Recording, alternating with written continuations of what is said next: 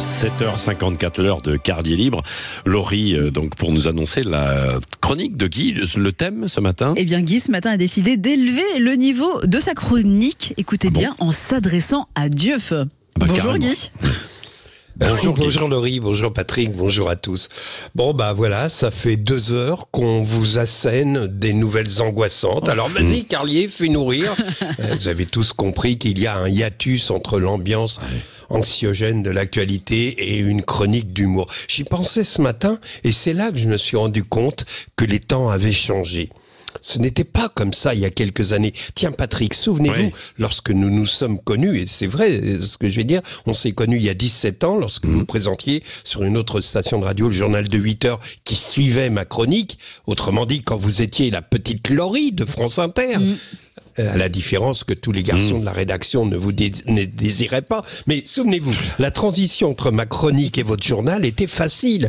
Et même si c'était l'époque de l'élection présidentielle, que vous traitiez avec sérieux, l'ambiance était à la légèreté. On s'amusait des candidats pittoresques, Chivardi, Nious. On s'amusait de Ségolène Royal qui perdit probablement l'élection sur la muraille de Chine le jour où, ayant abusé du saké, elle déclara qui vient sur la grande muraille conquiert la bravitude.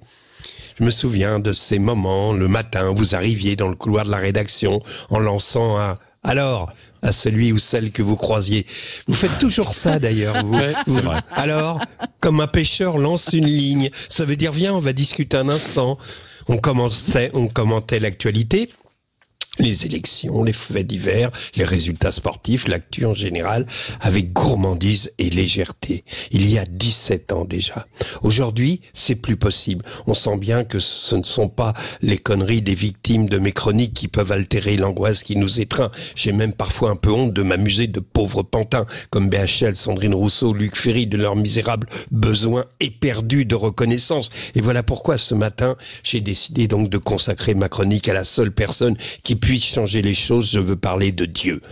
Oh là, je sens que rien que de prononcer le mot Dieu, tout le monde se crispe, mais attendez un peu avant de me menacer, de me décapiter, car pensez quand même pas que je vais risquer une fatwa pour le cachet dérisoire que m'octroie Sud Radio. Mais par exemple, on peut s'adresser sans problème à Vishnu en rigolant de ses 4 bras.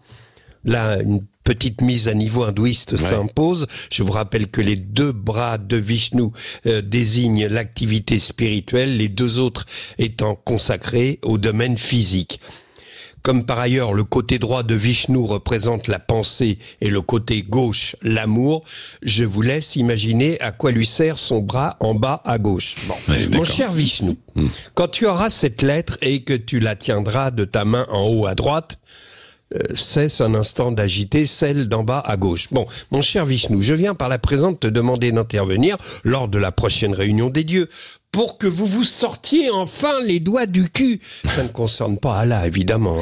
Non, parce que vous, franchement, vous nous aidez pas beaucoup en ce moment. On a l'impression que vous regardez le monde s'enfoncer en restant les bras croisés. Bon, là, concernant Vishnu, la phrase est maladroite.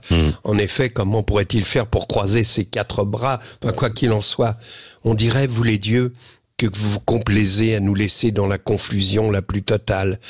Vous voyez pas qu'on est complètement paumé? Comme disait Brel, moi, si j'étais le bon Dieu, je crois que je serais pas fier. Si j'étais le bon Dieu